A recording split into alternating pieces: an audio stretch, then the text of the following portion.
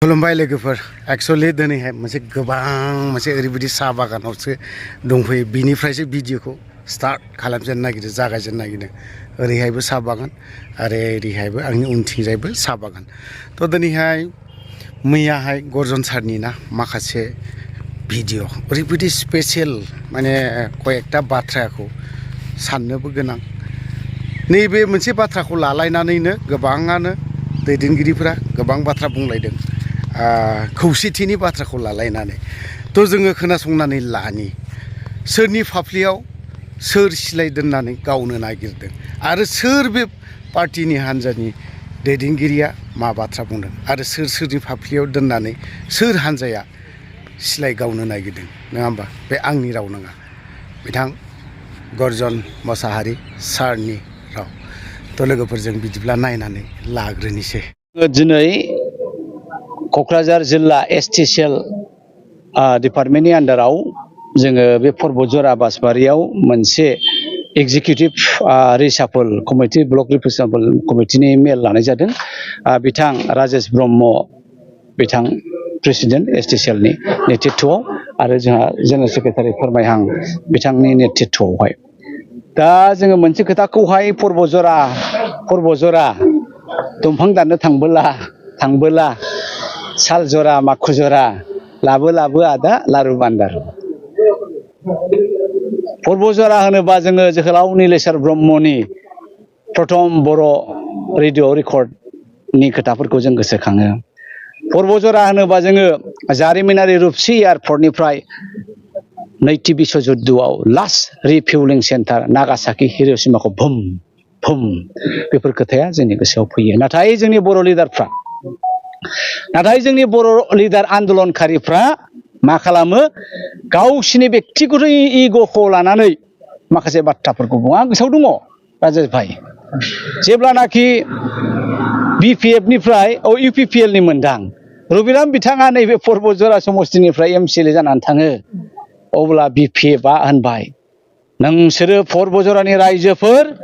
नोंसोरो जोंनो भट होआखै इउपिपिएलनो होदों नोंसोरखौ ना बालाबाथिया बायदि फोरानजोबगोन आं बेसेबां दुखुनांथाव फोरानदोंबो 10 बोसोरा फोरानखादों 15 बोसोरा फोरानखादों दा नै बिनि उनाव उल्था जालायबाय बिपिएफनिफ्राय मुनमुन बायद'आ देरहालायबाय इउपिपिएलआ होनलायबाय नोंसोरो इउपि माबा बिपिएफनोसो भट होदों जोंनो होआखै नोंसोरखौ ना सिंगि गोरान फोराननाय बायदि फोरान गोनां इउपिपिएलआ बुंलायबाय प्रमद बर' बिथाङा बेफोरखि मोनसे काहानि जायो दा बेखायनो थांनाय लकसभानि बिसायख'थियाव पर्बतजरा रायजो राजाया कंग्रेसनो बेक्तिगत बुङोब्ला गर्जन मुचाहारीनो गोबां भट होनानै बिथांमोनहा जोंखौ देरहाहोआखैब्लाबो समर्थन खालामदों आं बेखायनो बे पर्बतजरा ओनसोलनो जोंनि कंग्रेसनि जानानै नैबे गोनां खोथाफोरखौ बुंगोन जायखौ हाग्रामाया मावनो हायाखै जायखौ प्रमद बर'आ मावाखै एबाराव नैबे काउन्सिल इलेक्सनाव पर्बतजरायावहाय कंग्रेसआ देरहागोन बेनि उनावहाय जोङो नै बिधान सभायाव देरहागोनल' नङा जोङो आसामाव सरकार दागोन मोननैबो बिधान सभा समस्तियावबो पर्बतजरानिफ्राय कंग्रेसआ देरहागोन आरो काउन्सिल इलेक्सनावबो कंग्रेसआ पर्बतजरानिफ्राय देरहागोन एबार मोननैबो बिथांमोना जाय रायजो राजाखौ ना बालाबाथिया बायदि फोरानबाय इउपिपिएलआ जाय रायजो राजाखौ ना सिंगि गोरान बायदि फोरानबाय एबाराव जोङो बिथांमोनखौ फुंगा एखेबारे ओनसोलफोरनि मादाव प्रथम प्रायरिटिया जोङो पर्बतजराखौ होदों आरो मा खहा जाया कंग्रेसआ नेशनेल पार्टिसो भारत सोरजिग्रा इन्डियान नेशनेल कंग्रेसआ महात्मा गान्धीनि जोनोम होदों सुभाष चन्द्र बसमोनखौ जोनोम होदों डक्टर आम्बेडकार मोनखौ जोनोम होदों पन्डित जवाहरलाल नेहरू मोनखौ जोनोम होदों Shrimati Indira Gandhi first women prime मिनिस्टारखौ जन्म होदों बे कंग्रेसआ बिपिएफ आरो इउपिपिएल ज' जानायाव जोंलाय मानो गाबनो दा गाबनांगौआ बिथांमोनासो साननांगौ जेब्लानाखि बिपिएफआ कंग्रेस एलायन्सआव दंमोन रह' राजा फिसा बायदि रायजो खुंदोंमोन कंग्रेसनि तथा तरुण गगৈ देबनि अननायाव जेब्ला बिपि बा कंग्रेसखौ जोगारो गाद्दारि खालामो बिजेपिजों थाङो बिजेपिजों बल जोखोदावनाय बायदि जोखोदाव हरजाबाय आरो दिनै इउपिपिएलआ बिजेपियाव थानानै मा मावनो हाखो गावसिनि एकर्डनि इमप्लिमेन्टेसननि दफाखौ मोनसेबो खालामाखै दा नैबे दायनिफ्राय बारग'नो प्रमद माबा दिपेन बर'आ मोनसे कार्डसो गेलेदों आरो मा बर' रायजो राजाखौहाय हारिनि बाथ्रा बुंब्ला खौसेथिनि बाथ्रा बुंबा जोंनि थैया दुंब्लाबो नालाय नैबे जाहैबाय हिमन्त बिश्व शर्मानि फर्मुलाखौ हिमन्त बिश्व शर्मानि माउथपिससो दिपेन बर'नि बुंनाय बाथ्राया मालाबाबो सैथो नङा बाथ्राया रायजोफोर खोनासं एबाराव ओरैबायदि बिपद जाबाय हिमन्त बिश्व शर्माया आफार आसामाव उजनि अखमत गौरव गगৈ आरो बादेत बेलेग खथाय नाय दिपेन बर'नि बुंनाय बाथ्राया मालाबाबो सैथो नङा बाथ्राया रायजोफोर खोनासं एबाराव ओरैबायदि बिपद जाबाय हिमन्त बिश्व शर्माया आफार आसामाव उजनि अखमत गौरव गगৈ आरो बादेत बेलेग खथाय नाय 10टानिफ्राय 15टा गौरव गगैया आफार आसामाव हारसिङैनो एमएलए लाबोगोन फारसेथिं लवार आसामाव नामनि अखमत जोंनि एखेबारे जायान किलार रकिबुल हुसेना 10टानिफ्राय 11टा 12टा एमएलए खौ देरहाहोगोन जेबो फर्मुला गैया हिमन्त बिश्व शर्माया बेखायनो बिथाङा बिटिआरनि बे 15टा एमएलए खौ टारगेट खालामदों आरो मा बिपिएफ आरो इउपिपिएल खौ ज' होनफ्लानानै बिथांमोनखौहाय फिर खनसेबाव गोदोना सेरनानै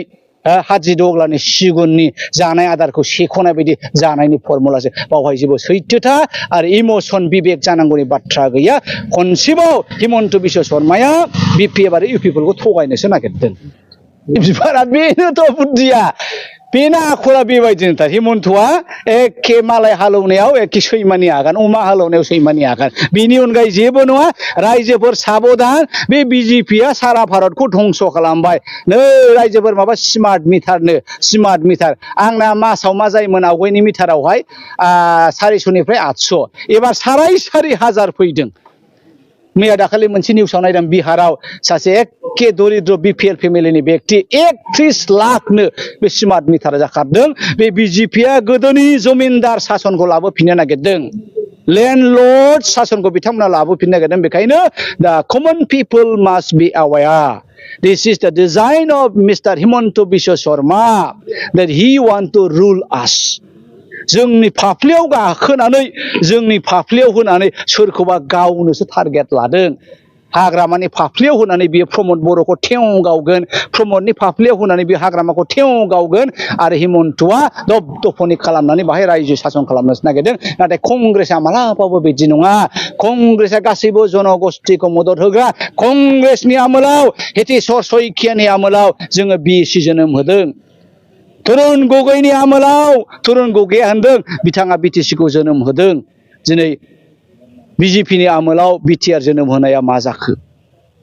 बेयो मोनसे खान्थाल फिथाइ देदगा फुंगा खान्थाल फिथाइ नाथाय खान्थालनि उदैखौ जेब्ला हाफ्रयो रेवा गरसेबो गैया बे जाहैबाय बिटिआर रेकर्ड बुंनांगौबा बेबायदिनो बुंलायलाङो रुपस्रिनि नाम सोलायनाया बियो प्रमदनि आइडिया नङा रूपश्रीनि नाम सोलायनाया दिपेननि आइडिया नङा बे रूपश्रीनि प्रथम नाम सोलायनायनि आइडियाखौ गर्जन मुसाहारिया जेब्ला पिपल जयेन्ट एक्शन कमिटिनि चिफ कनभेनरमोन नैबे रूपश्रीयाव बानायबाय थानाय समावहाय एक्शन कमिटिनि 10 जन 12 जन मानसिखौ लानानै आं फैदों जे रूपश्रीया मोनसे जारिमिनारि बेखायनो बे नामखौ जोङो एसे सोलाय सोल' खालामनि रूपश्रीया रूपश्रीनि थाबाय थागोन नामखौ जोङो गाबज्रिगोन आङो आंनि माबायावबो फेसबुकाव हगारना होदों जे जोङो 1 number choice 2 number choice 1 number चइसआ जाहैबाय गुरुदेव कालीचरण ब्रह्म रूपसी एयारपोर्ट आरो 2 नाम्बार चइसआ जाहैबाय जोहोलाव नीलेश्वर ब्रह्म रूपसी एयारपोर्ट कारण जोहोलाव नीलेश्वर ब्रह्मनि नामाव गोबां जेबायदि अनुष्ठानफोर गैया आं बेखायनो बेखौ बोलो होदोंमोन दा बेखायनो बेयो प्रमदनि आइडिया मालाबाबो नङा जाय हक बिथाङा जे रूपसीनि खोथाखौ बुंदों बिनि सिगां बिथाङा बै एनडिबिफोरनि जेलाव जोबजानायनि खोथाखौसो बुंनांगौमोन कारण बिथाङाबो आन्दोलनकारि बे रूपसीनि खोथा बुंनायनि सिगां बिथाङा मा बुंनांगौमोन जे बिथांनि बै बिटिआर रेकर्डनि दफाफोरा मानो इमप्लिमेन्ट जायाखै गामिया मानो दाबोनो हाबाखै नैबे खोथाखौसो बुंनांगौमोन दा बिथाङा बेफोर खोथाखौ बुङामायानो मालाय आसमल मावखोन्दा आद्रा खामानिखौसो हिन्दी जे इंलिस जाया मबाइलाव नायला बोदलाबायना बुंबाय बेफोरनो जाहैबाय बेसेबां लासिं सिं गोबां बुङोब्ला बेनो दा गावजों गाव बुसिलायनायसो जायो खिन्थु आङो सानदोंमोन जयन्त बिथाङा एखे स्रा स्रा बे बाथ्राफोरखौ बुंनांगौमोन खारन जोङो आन्दलनखारि बिथांनि सायाव गोबां आसा दंमोन आसा खालामनानै बर' रायजो राजाफ्रा बिथांनो भट होनानै देरहाहोदों नाथाय बर'नि जानानै बिथाङा फंसेबो बाथ्राखौनो माथो बुंदिया खोब दुखुनांथाव आरो लाजिनांथाव जोंहा क'क्राझाराव मोनबासिम देरहानायनि जायगाफोर दङ दा बिनि थाखायनो जोङो बेखौ असिला लानानै नैबे एसटि सेलखौ जेराव बोलो गोरा खालामनो नागिरदों आरो मा जोङो क'क्राझाराव मोनबासो देरहागोन बिनि उनावहाय चिराङाव मोननै मोनथामसो देरहागोन उदालगुरियाव बिदिनो मोननै मोनथामसो देरहागोन बाक्सायाव बिदिनो मोननैसो देरहागोन जोङो राजा जायाब्लाबो राजा बानायग्राखौ जानो हाथारगोन होननानै जों आसा खालामदों आरो